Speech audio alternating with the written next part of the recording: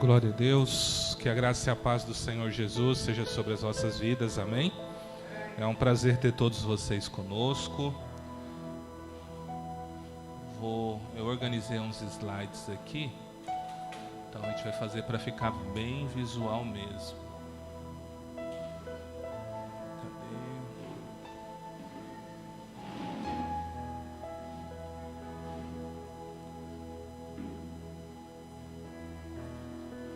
Hoje é o nosso culto de ceia do Senhor, é a maior celebração da igreja, né? E não podia ser diferente,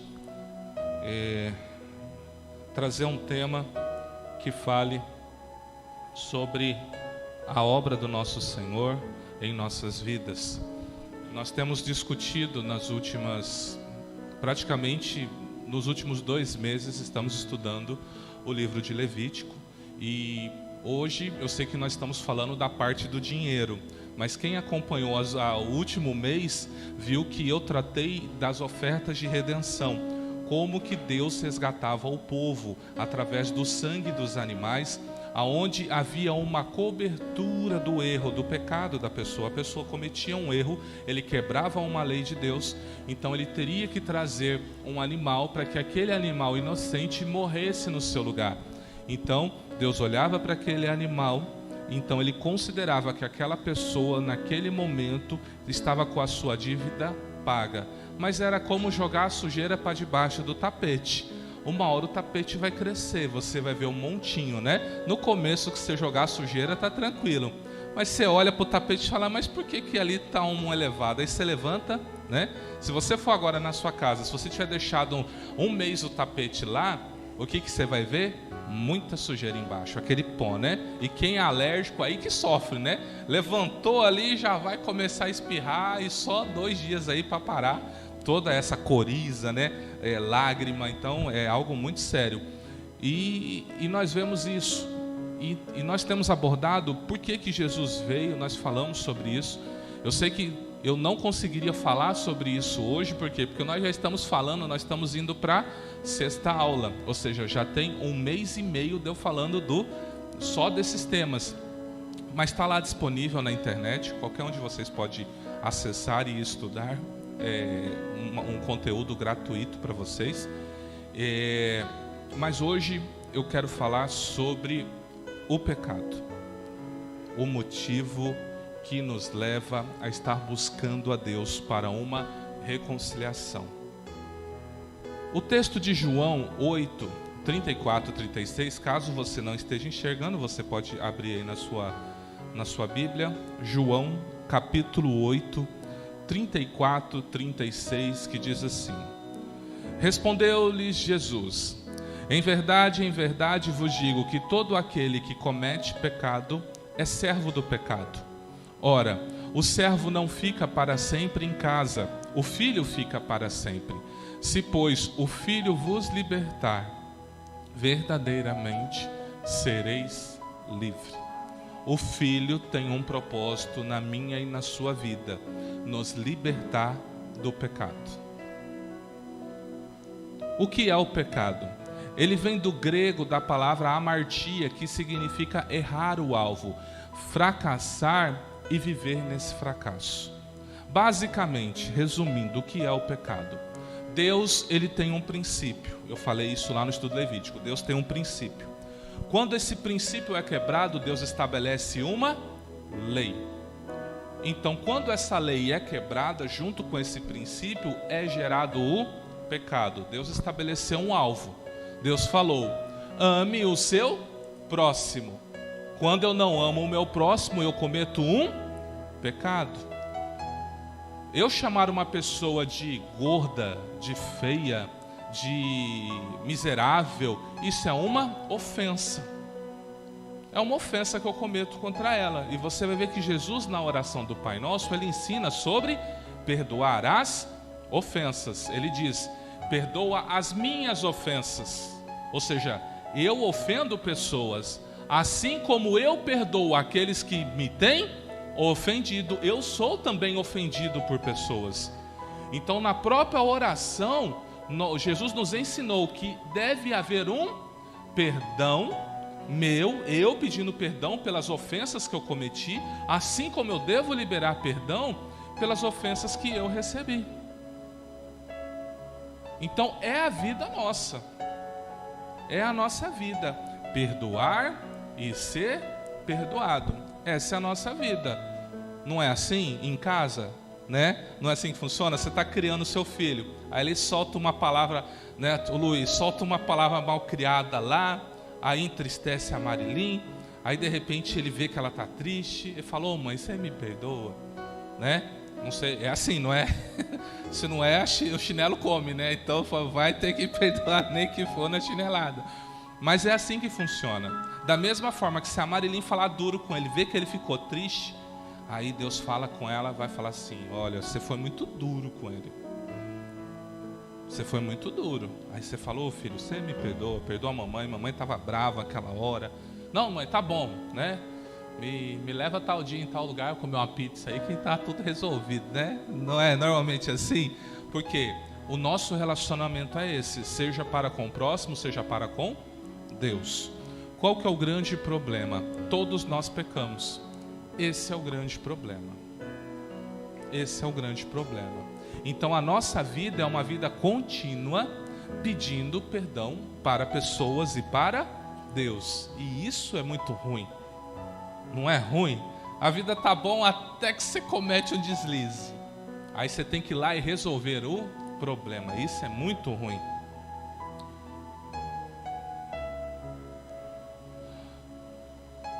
Numa simples contextualização, podemos dizer que a palavra de Deus diferencia o termo pecado no singular e pecado no plural. No singular, ele é o poder que em nós opera. No plural, é o resultado ou ações desse poder que em nós opera. Funciona mais ou menos assim. Quando o homem lá no jardim deu ouvido à voz da serpente, então Deus falou algo para ele: no dia que você comer dessa árvore, no dia que você se desviar da ordem que eu te dei, certamente você vai morrer. Você vai viver uma vida de separação de mim. Você vai sair do alvo, você vai sair do propósito. E quando o homem, junto com a mulher, comeu, entrou o pecado no singular. E esse pecado entrou na natureza humana. Ele entrou na nossa natureza. Ele entra no nosso corpo. Eu te pergunto, quem ensinou a criança a mentir? Quem ensinou? Diz para mim, quem ensinou? Do nada, chegou mentindo. Quem ensinou? Eu sei que não foi você. Provável, e estou falando que não foi num período escolar. Foi num período antes da escola. Por exemplo, o Estevão. O Estevão, quando ele está lá no NIL, vou dar um exemplo. E já tem um tempo que ele faz isso. Quando ele quer ir embora, e por exemplo, tá toda a família lá e eu tô aqui em casa resolvendo alguma coisa, o Estevão fala assim, ó: o papai quer que a gente vá embora. Não é assim que ele fala? Sim, o papai tá chamando. E eu não falei nada. Eu não chamei ninguém. Estevão tem o quê? 5 anos. E ele já falava isso com 4 anos, com 3 anos. Quem ensinou isso para ele? Você está entendendo? Não fui eu, não foi a pastora. Eu observo os avós. É algo que surgiu naturalmente. Foi algo que surgiu. Então veja, existe um poder que está enraizado na nossa carne, que nos faz errar. Esse é o pecado. E quando eu dou vazão a esse pecado, eu cometo os pecados. Vocês querem que ligue o ventilador? Gente, está cheio de mosquito aqui. A gente é acostumado com o culto de manhã, né? Não vem tanto ataque, né? Olha lá, ó, tá cheio nas lâmpadas. Qualquer coisa a gente sobe a temperatura do ar para não ficar muito gelado aqui dentro. Que poder seria esse? Olha o que diz Romanos, é uma leitura um pouco longa, tá? Romanos capítulo 7, do 15 ao 25. Romanos capítulo 7, do 15 ao 25. Diz assim: porque o que faço não aprovo, pois o que quero, isso não faço, mas o que aborreço, isso faço. E se faço o que não quero, consinto com a lei que é boa. De maneira que agora já não sou eu que faço isso, mas o pecado que habita em mim. Pois eu sei que em mim, isto é, na minha carne, não habita bem algum. E com efeito, o querer está em mim, mas não consigo realizar o bem. Porque não faço o bem que quero, mas o mal que não quero, esse faço. Ora, se eu faço o que não quero, já não faço eu, mas o pecado que habita em mim. Acho então esta lei em mim que, quando quero fazer o bem, o mal está comigo, porque segundo o homem interior, tenho prazer na lei de Deus, mas vejo nos meus próprios membros outra lei, que batalha contra a lei do meu entendimento, e me prende debaixo da lei do pecado que está nos meus membros. Miserável homem que eu sou, quem me livrará do corpo desta morte? Dou graças a Deus por Jesus Cristo, nosso Senhor. Assim que eu mesmo com o entendimento sirvo a lei de Deus, mas com a carne a lei do pecado. Resumindo, ele está falando o seguinte: quando eu aceito Jesus, quando eu entrego minha vida para Jesus, o meu espírito é automaticamente salvo. Então a lei de Deus, ela é inscrita no meu espírito. O meu espírito, ele faz com que eu queira buscar as coisas de Deus. O meu espírito quer que eu ore, o meu espírito quer que eu leia a palavra, o meu espírito quer que eu busque a Deus na igreja, no monte, nas campanhas de oração e tudo. O meu espírito deseja Deus ardentemente, eu buscar Ele em todo tempo, em todo lugar. Mas a minha carne, ela odeia Deus. Se a sua carne pudesse falar, eu tenho uma boca que manifesta o que sai da minha alma, mas se a minha carne tivesse uma independência, e a sua também, nesse momento, só sairia blasfêmias de você agora. Estou falando sério. A sua carne odeia Deus e as coisas espirituais. Não diz um texto que o espírito guerreia contra a carne e a carne guerreia contra o espírito?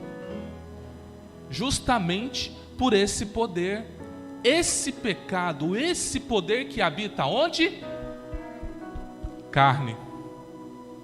Ela não está no seu espírito, ela está na sua carne. Por isso que a salvação de Deus ela é em 3 estágios. Estágio 1 no espírito, estágio 2 na alma, estágio 3 e final na nossa carne. Que nós vamos falar isso um pouquinho mais à frente.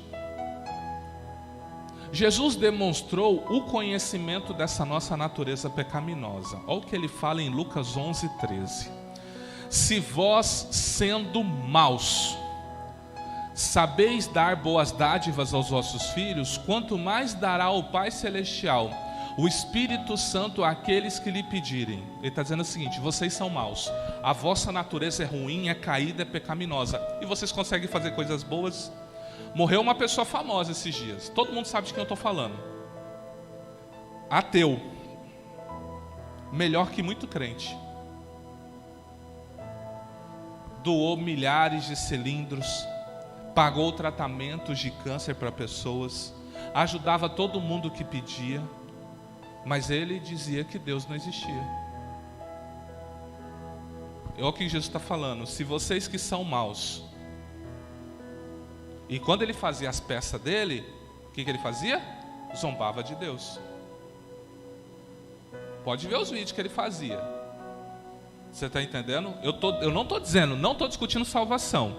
Eu estou dizendo que uma pessoa com a natureza caída, como eu e você, somos capazes de ter boas ações.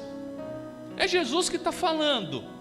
Se vocês que são maus, vocês sabem fazer boas coisas, dar bons presentes, ter boas atitudes, Imagina o Pai Celestial que vai dar o Espírito Santo a quem lhe pedir. Então ele está dizendo, nós temos uma natureza caída. E nós que entregamos a vida para o Senhor Jesus, e esses atos de bondade nossos, o que é isso?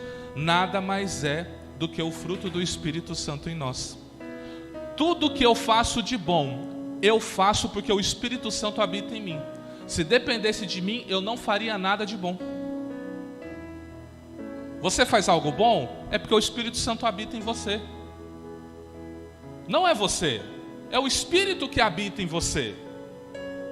Olha lá, não é o fruto do Espírito, Gálatas 5:22, mas o fruto do Espírito é amor, gozo, paz, longanimidade, benignidade, bondade. É fruto do Espírito. Se eu tenho uma boa ação, se eu tenho uma boa atitude, sem querer interesse, sem buscar uma recompensa, só fazendo porque eu quero fazer, porque está em mim fazer, é porque é resultado da habitação do Espírito Santo dentro de mim. Porque a maioria das pessoas que estão aí fora, que faz uma coisa boa, está esperando algo em troca. Pergunta quanto que esse camarada que doa essas coisas, quanto que ele recebeu de abatimento em imposto de renda. Pergunta se ele doou o imposto de renda dele, quando veio a restituição. Não é? Não é assim que a gente faz? Quando a gente doa, a gente não declara no imposto para abater o valor? É interesse. Eu estou doando por interesse. Quando eu dou simplesmente por doar, eu não quero nada em troca. Jesus foi lá e morreu, sabendo que muita gente que recebeu o sacrifício dele o negaria. Judas não foi o primeiro a negar ele, a trair ele, e Jesus morreu por Judas. Jesus deu dons a Judas. Judas curou enfermos, ressuscitou mortos, tudo que os discípulos fizeram, Judas fez.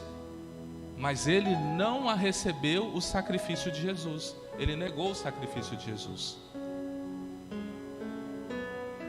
Você entende? Então nós temos que buscar sempre andar no Espírito, para que toda essa manifestação, esses atos de bondade em mim sejam genuínos, não por puro interesse. Desta feita, Jesus veio para nos libertar dessa inclinação, deste poder que nos leva a quebrar os princípios e as leis do Senhor nosso Deus. Texto de Romanos 6, 18, 23. Romanos 6, 18, 23. E libertados do pecado, fostes feitos servos da justiça.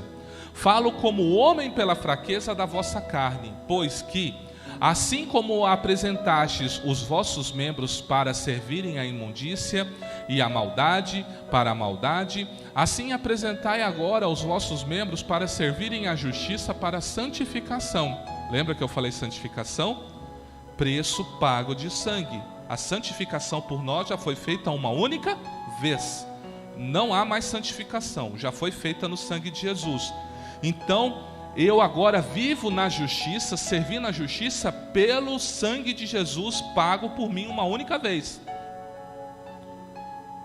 Porque quando erais servos do pecado, estáveis livres da justiça. E que fruto tinhas então das coisas que agora vos envergonhais? Porque o fim delas é a morte. Mas agora, libertados do pecado e feitos servos de Deus, tendes o vosso fruto para a santificação e por fim a vida eterna. Porque o salário do pecado é a morte, mas o dom gratuito de Deus é a vida eterna por Cristo Jesus, nosso Senhor. Ele está dizendo, Jesus morreu por você, o sangue dele te santificou, para você receber a vida eterna. Para quê? Para você ser liberto do poder do pecado. O maior problema do homem é o pecado. Por isso que nós anunciamos a Cristo, para libertar, para quebrar esse jugo do pecado na vida da pessoa, que faz ela errar contra Deus constantemente. Hoje, você que serve a Deus e já passou por uma grande transformação, é normal para você beber? É normal para você fumar? É normal para você se prostituir? Isso são coisas que envergonham, não é? E caso você fizer, você vai ficar com uma vergonha muito grande. É o que nós lemos aqui, ó, a vergonha. Porque isso não é mais comum. Existe uma nova natureza dentro de nós. Então, por causa dessa nova natureza, quando nós praticamos um ato, automaticamente eu sou comunicado pelo Espírito que aquele ato desagradou a Deus. Eu não sei você. Eu sei no exato momento, no exato segundo, no exato minuto, quando eu faço algo que não agrada a Deus. Comigo é assim. Eu estou aqui nos pensamentos, de repente o Espírito Santo fala assim: para de pensar isso. Ô Senhor, me perdoa. E aí eu vou me equilibrando para expulsar os pensamentos. Às vezes eu falo uma coisa e o Espírito Santo fala assim: não gostei disso. Porque essa nova natureza que habita em mim me inclina para uma vida de santificação. A santificação que Jesus fez. Então eu tenho que andar agora nesse padrão de nova vida. Então aquilo que eu sei que não desagrada a Deus, eu vou fazer. Aquilo que eu sei que desagrada a Deus, eu vou procurar não fazer. Mas nem tudo eu sei. Você tem conhecimento de tudo? Não. Tem coisas que você vai fazer achando que é correto, e você vai descobrir lá na frente que aquilo desagradava a Deus. Um jeito de pensar, uma atitude, uma imponência. E aí vem Deus e trata com você, porque Ele está agora dentro de você, fazendo essa transformação e essa habitação. Resumindo, quando você recebeu a Cristo Jesus como Senhor e Salvador, um poder foi liberado sobre a sua vida, de não mais ser dominado pelo pecado, pois antes da morte de Jesus isso era impossível. Era impossível você não ser dominado pelo pecado. Jesus veio, então agora é possível o pecado não te dominar mais, porque Jesus veio. Então, por que eu ainda continuo errando? Essa é a pergunta. Se Jesus veio, se Ele morreu, o sangue dele me santificou, me tornou santo para Deus, para sempre, por que eu continuo errando? Por que eu ainda sou inclinado para coisas que desagradam a Deus? Porque tem coisas que não consigo me desprender, que desagradam a Deus. A resposta é simples: você está vivo. Você erra porque você está vivo. Essa é a resposta. Mas como assim, pastor? É sério, a Bíblia fala que quando você morre, você está livre do pecado. Simples assim. Como você está vivo, com esse corpo, você está sujeito ao erro. E aí agora a gente vai lançar uns segredinhos aqui para você, que você vai pegando e vai guardando. A salvação de Deus ocorre em 3 fases, como eu falei antes: espírito, alma e corpo. Do espírito, no exato momento que você crê em Jesus Cristo, creu, puf, seu espírito está salvo. A Bíblia diz que aquele que se une ao Senhor torna-se um só espírito com Ele. Agora, quando Deus olha para você, Ele não vê mais o seu espírito humano, Ele vê o Espírito Santo habitando dentro de você. Então é assim que Ele se comunica. Então agora é o Espírito Santo falando dentro de você. Você agora é um só com o Senhor. Na alma, durante a sua caminhada com Ele nessa terra. Então, todo esse período que você creu em Jesus, até o dia que Ele te chamar, ou se acontecer de você ser arrebatado, então todo esse período é um período de tratamento. É o famoso batismo com fogo, aonde Deus vem com o fogo dele e purifica o seu ser, a sua alma. Ali onde estão as suas emoções, está a sua vontade. Então Deus vai tratando a sua alma nessa terra. Então aqui nós temos as tribulações, as decepções, as aflições, as angústias. Porque a palavra diz que importa que por muitas tribulações, importa que eu herde o reino de Deus.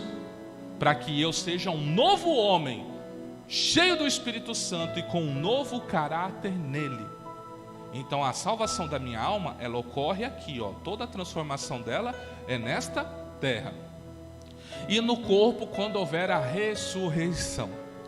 Todos morreram, vão ressuscitar. Existe uma promessa na parte do arrebatamento, que alguns, primeiro haverá a ressurreição, E aqueles que estiverem vivos na época do arrebatamento, eles terão o seu corpo glorificado.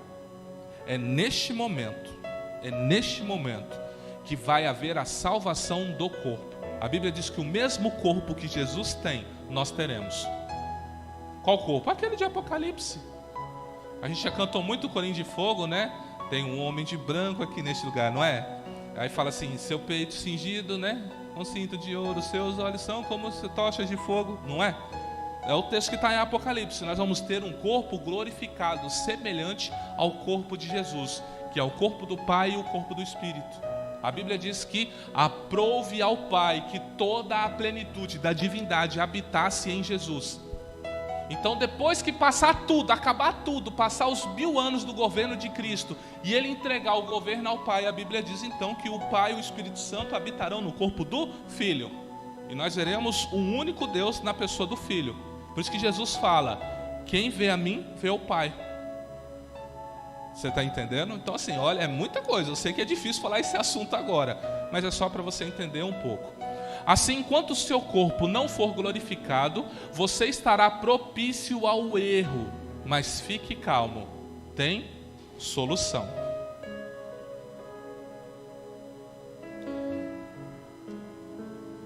Vamos ler alguns textos bíblicos. Romanos 6:7. Porque aquele que está morto está justificado do pecado. É o que eu acabei de falar para vocês. Quer estar livre do pecado? Morre. É morrer mesmo. Ir lá para o Parque Cuiabá ou para outro cemitério que você tem convênio aí, ou você tem Pax, né? Vai para lá. Aí você está justificado do pecado. Esse é um caminho. Outro caminho, Lucas 9:23. Esse é o caminho. E dizia a todos, se alguém quer vir após mim, negue-se a si mesmo, tome a cada dia a sua cruz e siga-me. Crucificar a nossa carne diariamente. Crucificar a nossa vontade diariamente. É o caminho para eu não ser mais inclinado ao erro. Romanos 6:8-12. Ora, se já morremos com Cristo, cremos que também com Ele viveremos. Sabendo que, tendo sido Cristo ressuscitado dentre os mortos, já não morre. A morte não mais tem domínio sobre ele, pois, quanto a ter morrido, de uma vez morreu para o pecado, mas quanto a viver, vive para Deus. Assim também vós considerai-vos certamente mortos para o pecado, mas vivos para Deus em Cristo Jesus nosso Senhor. Não reine, portanto, o pecado em vosso corpo mortal, para lhe obedecerdes em suas concupiscências. O que é concupiscência? Desejo desenfreado, uma vontade desenfreada de errar. Sabe aquela vontade, você não está precisando de uma coisa que você compra? Isso é concupiscência. Você não precisa daquilo, por que você comprou? Que nem vaidade, né? Eu vi esses dias numa aula, você quer encontrar um exemplo de vaidade? Fala assim, olha para o pé da sua esposa. Fala assim, vê quantos sapatos ela tem. Ela precisa de 2, 3. Mais que isso é vaidade. Para que uma mulher precisa de 10 pares de sapato, 15 pares? Tem a famosa aí, né? Que tem um armário, né? Que eu acho que pega essa igreja aqui, né? Um closet dela, né? Só de pares de sapato. Para que ela precisa de tudo de sapato? Ah, pastor, não pode repetir, né? Vai que eu chego na festa e uma mulher olha e fala, mas ué, você não estava com esse sapato na festa do ano passado? Então eu tenho que jogar fora, né? Não é? Isso é vaidade. Eu estou dando um exemplo para vocês entenderem, mas o homem também. Se um homem precisa de um carro, para que ele tem 3, 4 carros? Tem homens aí que tem 50 carros na garagem. Ele só precisa de um. Vaidade é eu ter algo que eu não preciso. Você entende? Então assim, são essas coisas que eu tenho que observar. E a concupiscência, ela é intimamente ligada com o pecado. Uma vida de negação nos capacita a andar corretamente perante o Pai, pelo poder do Espírito Santo. Olha o que diz Gálatas 5, 16, 21. Pode ver que eu estou jogando palavra em vocês. Porque o que transforma você é a palavra. Eu posso falar bonito aqui na frente, mas sem palavra de Deus não há transformação. É ela que transforma, amém? Digo, porém, andai em espírito e não cumprireis a concupiscência da carne, porque a carne cobiça contra o espírito e o espírito contra a carne, e estes opõem-se um ao outro para que não façais o que quereis. Mas, se sois guiados pelo espírito, não estáis debaixo da lei, porque as obras da carne são manifestas, os quais são.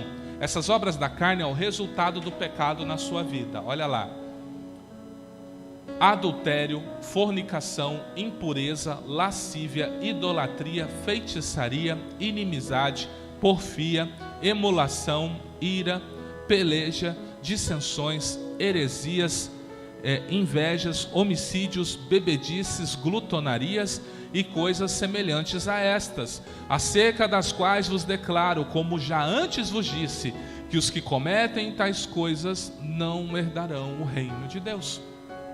Se você vive uma vida dando vazão à sua carne, ou seja, se você vive uma vida dominado pelo pecado, você não vai herdar o reino de Deus. Porque Jesus veio justamente para isso, para te libertar deste poder, para quebrar esse poder na sua vida. E como eu quebro isso? Me crucificando diariamente e andando no Espírito Santo. Então eu consigo vencer esse poder que opera em mim.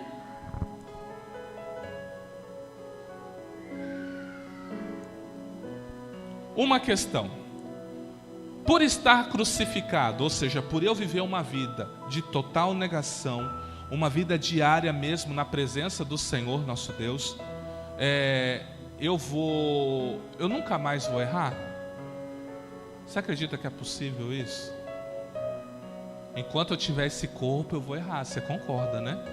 Enquanto eu não tiver o corpo glorificado, eu sempre vou errar. Eu sempre vou estar inclinado. Então, como eu faço? Bom, todo dia eu vou sepultando a minha velha natureza. Todo dia, por isso que Jesus fala, todo dia você carregue sua cruz, todo dia. A cruz que eu carreguei ontem não serve para hoje. Eu falar, hoje já não deu certo mesmo, amanhã eu carrego. Não, se você errou, fale com Deus, resolva-se com Ele e siga a vida, continuando crucificando as suas concupiscências, os seus desejos. Vou ler alguns textos para você. Gálatas 5, 22, 25. E os que são de Cristo crucificaram a carne com suas paixões e concupiscências. Se vivemos em espírito, andemos também em espírito. João 1, 29. E no dia seguinte João viu a Jesus que vinha para ele e disse: eis o Cordeiro de Deus que tira o pecado do mundo. Você viu que ele não diz que tira os pecados? A Bíblia ela é cirúrgica com esse assunto, tá? Ela é muito cirúrgica com esse assunto. Ele não falou no plural. Porque se ele fala no plural, então se eu cresce em Jesus, eu nunca mais poderia errar. Eu já tinha que crer e receber o corpo glorificado, simples assim. Mas como a salvação de Jesus é por etapa, então ele está dizendo, João está atestando, esse é o Cordeiro de Deus que tira o pecado, que tira esse poder latente que faz todo o homem pecar contra Deus. É Jesus que tira isso do meio do homem. 1 João 1, do 8 ao 9. Se dissermos que não temos pecado, enganamo-nos a nós mesmos e não há verdade em nós. Ele está dizendo, o pecado existe. E se você negar essa verdade, você é mentiroso. E você está enganando você e a todo mundo. Então, enquanto você tem a carne, você tem pecado. Mas olha o que ele diz: se confessarmos os nossos pecados, ó o plural. Por isso que eu nunca peço perdão a Deus pelo pecado no singular. Porque o pecado Jesus tira, mas o pecado, quando esse poder opera em mim, que faz com que eu erre a Deus, fazendo com que eu cometa os pecados, que são aquelas obras da carne que eu li lá em Gálatas para você, então eu os confesso. E ele diz assim, ó, se confessarmos os nossos pecados, Ele é fiel e justo para nos perdoar os pecados e nos purificar de toda injustiça. Ou seja, tudo aquilo que o pecado trouxe da minha vida, quando eu confesso, Ele me purifica com o seu sangue e me perdoa. Por isso que a gente fala para a pessoa que erra: confesse e siga a vida. Crucifique essa paixão. Coloque em Deus isso, mas não desista. Se você olhar para você, você vai cair. Se você olhar para mim, você vai cair. Eu erro. Todos que estão aqui erram. Todos. Mas a Bíblia diz o quê? Olhai para o pastor Maurício e sereis salvos? É assim que está escrito? Olhais para mim, o Senhor, e sereis salvos. Então nós temos que olhar para Ele.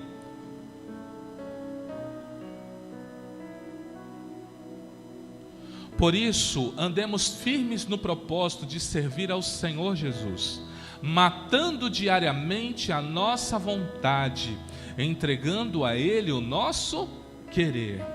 Na ceia, você tem a chance de confessar os seus erros, buscar a manifestação da santificação do sangue de Jesus Cristo sobre você. Portanto, se examine, confesse, peça perdão e coma do pão e beba do vinho. Não é isso que a gente sempre ensina na ceia? Eu digo para você que é batizado, eu falo assim, ó, se você errou, não tome a ceia. Eu já falei isso aqui alguma vez? O que eu ensino para vocês? Errou, confesse, peça perdão e ceie. Porque a mesa é do Senhor. Deixa eu dizer algo para você. Deus, Ele não tem problema com o pecado. Essa frase você tem que guardar na sua cabeça. Quem tem problema com o pecado é eu e você. Porque quando nós erramos, qual é a primeira coisa que nós fazemos quando Deus vem? Adão comeu o fruto, não comeu? Ele pecou, você concorda comigo? Pecou ou não pecou? Deus desceu. Deus sabia que Adão tinha comido o fruto? Deus sabia que Adão tinha pecado? Por que Deus desceu? Adão, cadê você? O que o Adão falou? Eu comi do fruto e temi, vi que estava nu e me escondi. Deus falou, quem mostrou que você estava nu? Aí começa o quê? O momento de reconciliação entre Deus e o homem. Mas veja, Deus desceu. Aqui está cheio de pecadores, mas isso não impediu que Deus descesse na hora do seu louvor, impediu? Deus não desceu, não te visitou, não te renovou, não te deu alegria, não te deu força.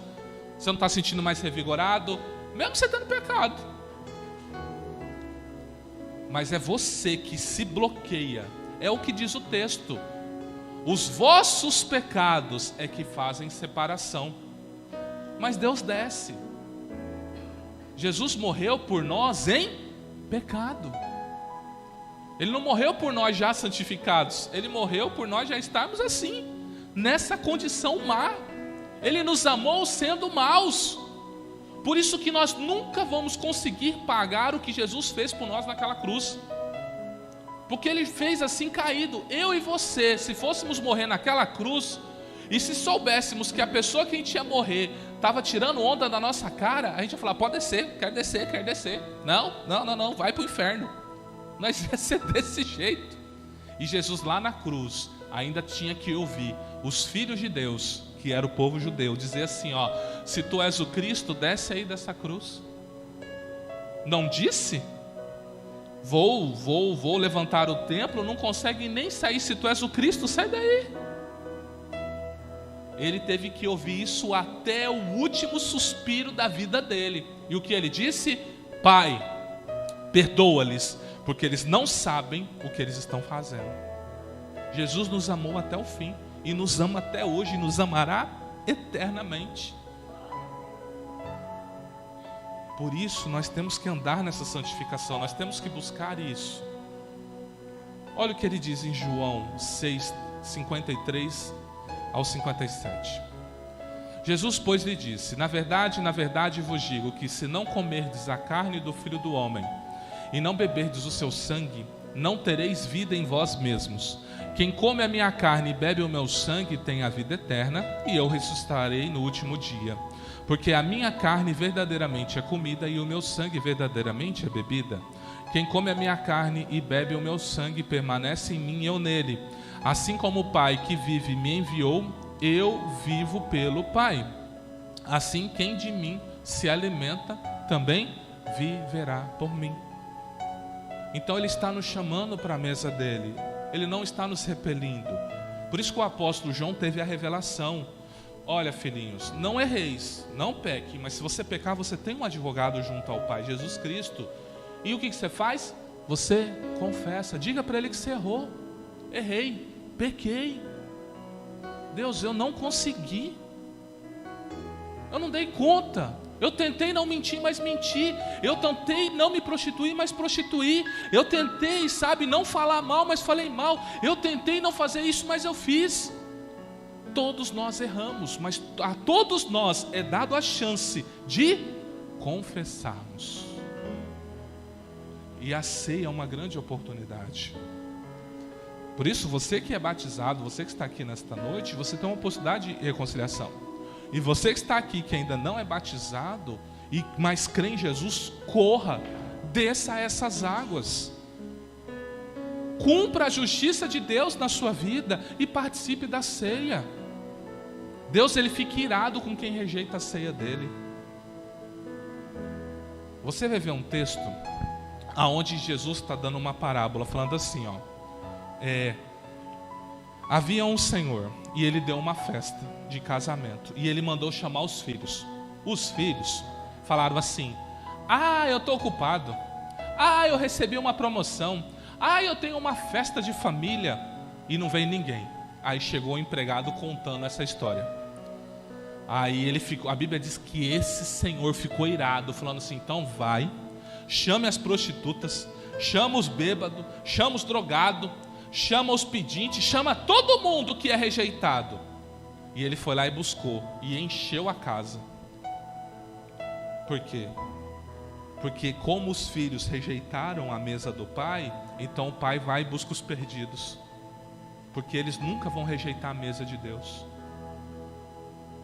Quando Deus põe a mesa, eles vêm, mas nós, por qualquer besteira, rejeita a mesa, porque é muito mais fácil eu rejeitar a mesa do que eu reconciliar com meu irmão. É muito mais fácil eu rejeitar a mesa do que eu pedir perdão. É muito mais fácil eu rejeitar a mesa do que fazer o que Deus quer. Mas Ele nos chama para participar dessa mesa extraordinária dEle.